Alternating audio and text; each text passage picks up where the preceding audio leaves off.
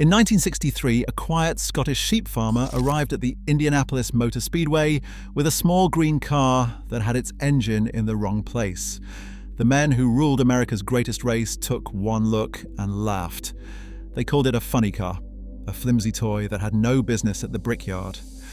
2 years later, that same little car led 190 of 200 laps, smashed the race speed record, and killed off an entire generation of American racing machinery in a single afternoon. This is the story of the Lotus 38. Number 10. The most American race on Earth.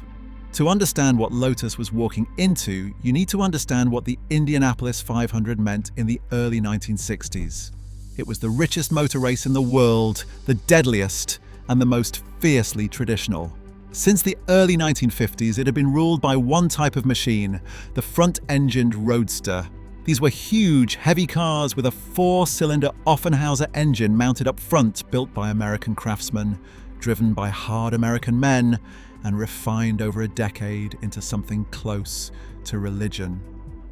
The formula never changed because nobody believed it needed to. You showed up with a roadster, you muscled it around the rectangle for 500 miles, and if you were tough enough and brave enough, you went home rich. And rich meant rich. The Indianapolis purse dwarfed anything in Europe, which is exactly why the race attracted the hardest, hungriest drivers in America. Men like A.J. Foyt and Parnelli Jones did not just race at Indianapolis, they owned it, and they treated the place like sacred ground. A Formula One car, by comparison, was seen as a toy, dainty, fragile, European. Grand Prix machines were hundreds of pounds lighter than a roadster and looked like they would fold in a stiff breeze. The idea that one of those spindly machines could survive 4 hours of flat-out running at the Brickyard was considered a joke in every garage on Gasoline Alley. That confidence was about to become the most expensive mistake in American racing. Number 9. The handshake that started an invasion. The whole invasion began with an American. Dan Gurney had raced in Formula One and seen what the British constructor Lotus could do with a lightweight chassis. He became convinced that a nimble European car with a big American engine could tear the roadsters apart, so he brought Lotus founder Colin Chapman to Indianapolis to see the race for himself. Chapman looked at the enormous, old-fashioned machinery, looked at the mountain of prize money, and made up his mind on the spot. Gurney then connected Chapman with the Ford Motor Company, which wanted a way into the biggest race in America and had the money to fund a proper assault. The result was a partnership that terrified nobody at the time. A tiny British outfit from a small factory in England building featherweight cars for European circuits, and a Detroit giant building a V8 to sit behind the driver instead of in front of him. On paper, it looked like an experiment. In reality, it was an ambush years in the making because Chapman had already proved the concept. Rear-engined cars from Britain had taken over Formula One and swept the old front-engined Grand Prix machines into museums. Chapman knew the same physics applied in Indiana. Lighter cars stress their tires less, carry more speed through corners, and burn less fuel. Every advantage compounds over 500 miles. The establishment barely noticed the deal being done. Number 8. The funny car and the sheep farmer. When Team Lotus unloaded at the Speedway for the first time in 1963, the reception was somewhere between amusement and contempt. The regulars called the rear-engine machines funny cars. The popular line in the garages was that rear-engine cars were for drivers who liked to be pushed around, and the man driving the thing did nothing to change their minds. Jim Clark was a slightly built, soft-spoken farmer from the Scottish borders who had grown up herding sheep, not trading paint on dirt ovals. Indianapolis was a race that demanded muscle and swagger, and Clark had neither. He gave short answers, avoided the press, and looked faintly uncomfortable with the entire circus. Parnelli Jones admitted years later that he and Foyt gave the Formula One men no respect at all when they arrived. What the establishment did not know was that this shy farmer was about to win the Formula One World Championship that very year, a man so smooth behind the wheel that his rivals in Europe had simply stopped expecting to beat him. Clark drove with a gentleness that left tyres and machinery almost untouched, which happened to be the single most valuable skill a driver could bring to a 500-mile race. The Brickyard veterans saw a lamb walking into a slaughterhouse. They had it exactly backwards. Number 7. The day Indianapolis robbed him. Clark's first attempt in 1963 came far closer to victory than anyone at the Speedway thought possible. Driving the Lotus 29, the little green car that everyone had mocked, he ran with the leaders all day while exposing the Roadster's fatal weakness. The heavy American cars chewed through tires and needed 2 or 3 fuel stops. The featherweight Lotus planned just one, while Parnelli Jones and his Roadster set the pace out front. Clark simply refused to go away, and as the stops played out, he emerged as the biggest threat to the home crowd's hero.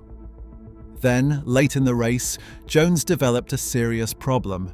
A crack opened in his external oil tank and the car began trailing oil onto the racing surface. Before the race, the chief steward had warned every team that any car leaking oil would be black flagged, and he told them not to test him on it. Then it actually happened, and the black flag never came. Jones' car owner sprinted down pit lane and argued that the oil had dropped below the crack and the leak had stopped. Officials hesitated, debated, and let Jones run to the finish while Clark followed him home in second place. Chapman was furious and said openly that if an American had been running second, the Roadster would have been black flagged in an instant. Even American writers agreed with him, and the debate over that black flag has never really ended. Clark typically said almost nothing and let the results stand. But the message from that afternoon was unmistakable.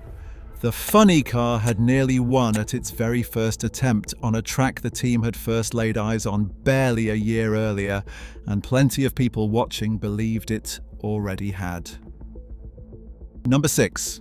Heartbreak and a warning shot. In 1964, Clark came back with a new Lotus and a far more powerful engine.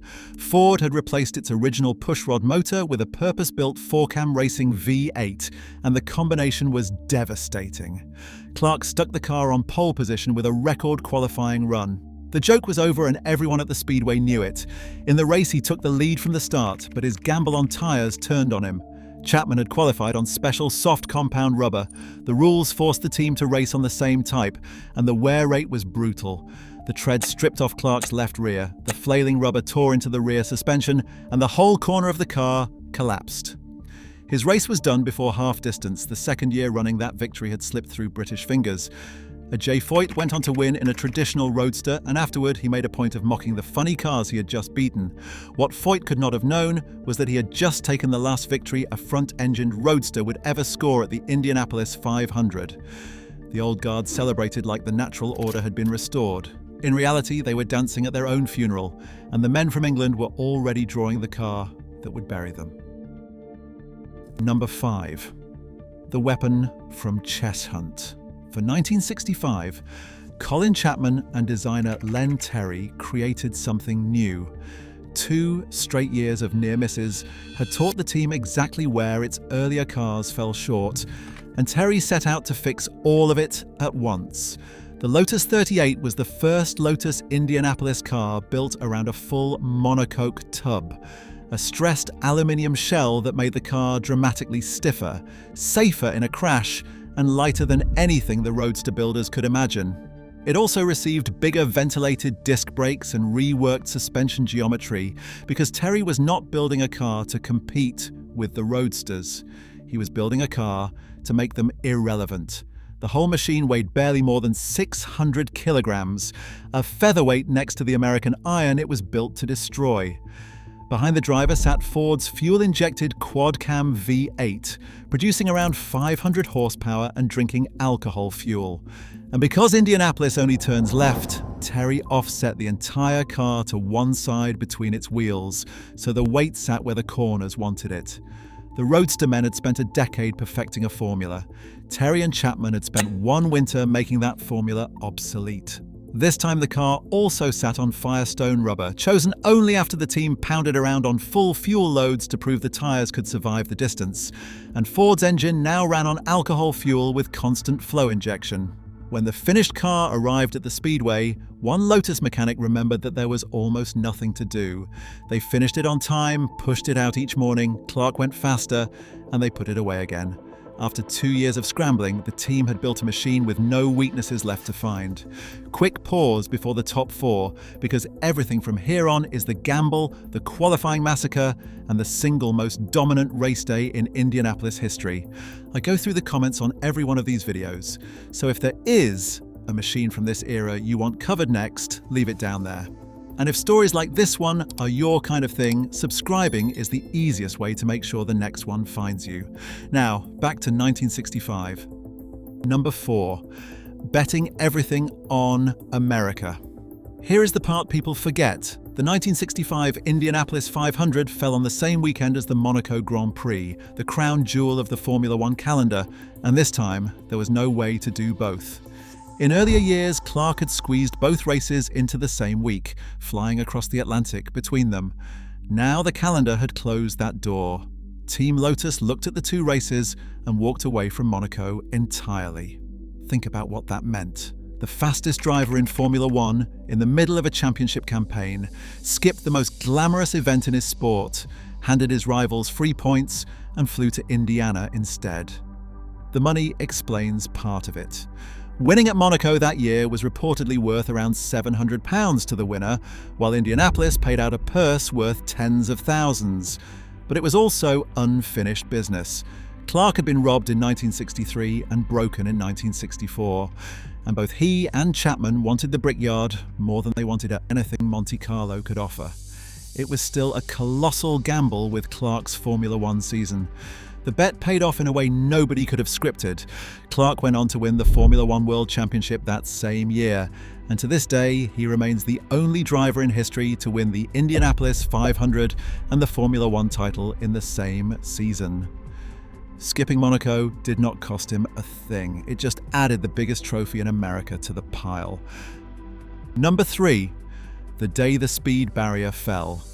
Qualifying in 1965 told the establishment exactly what was coming.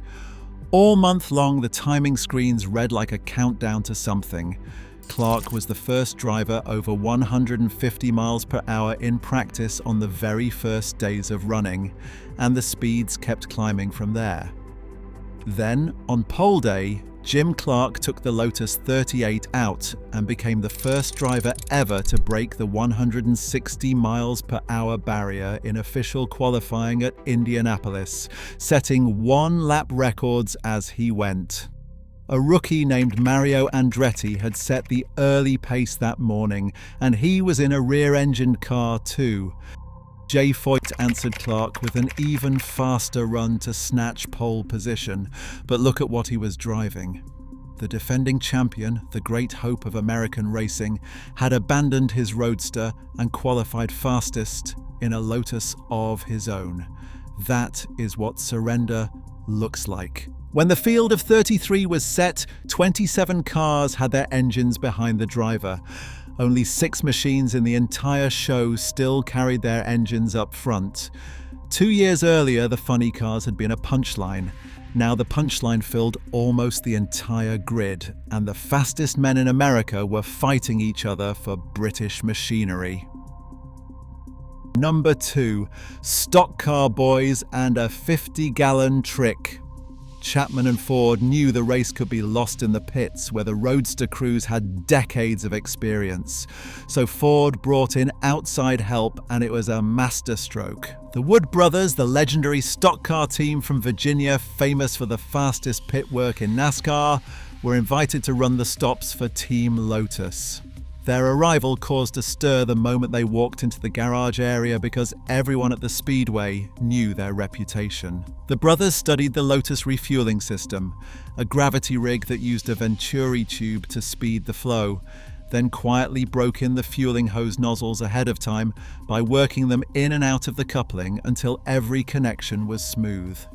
By race day, they could pour 50 gallons of fuel into the car in well under half a minute. There's even a story that rival crews watched the fuel flowing so fast that they went and asked Chapman what he was running. His answer was pure alcohol. Better still, the Lotus was so light and so gentle on its Firestone tires that it did not need a single tire change across 500 miles.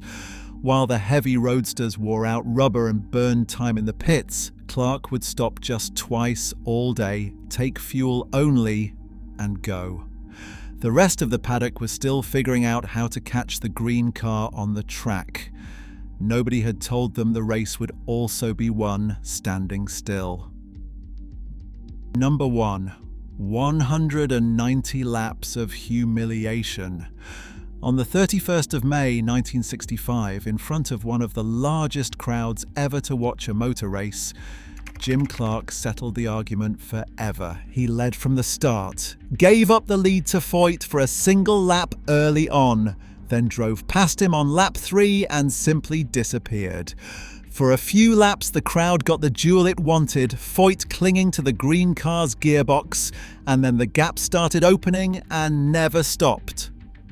Clark surrendered the lead only during his first pit stop, took it back when Foyt stopped, and after that, nobody saw him again.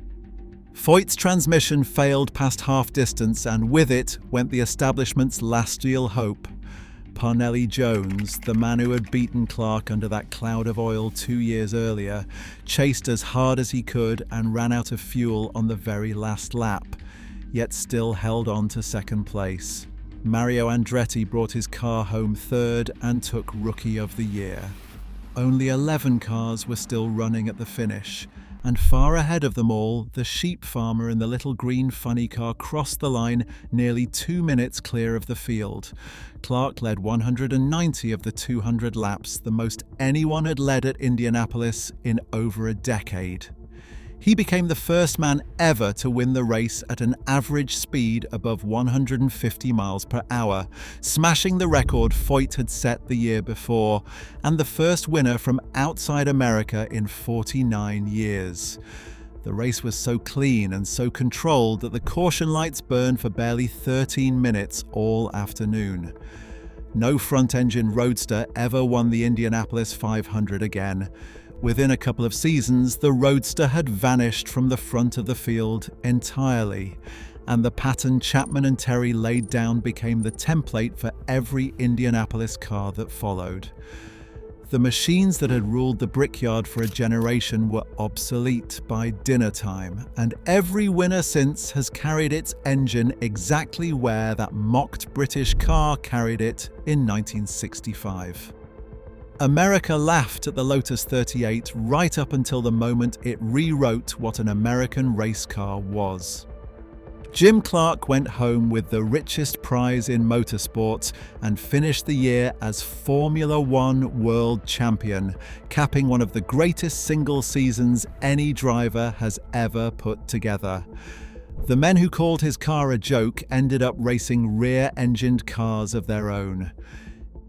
If you enjoyed this story, there are plenty more like it on the channel. Hit subscribe and I will make it worth your time.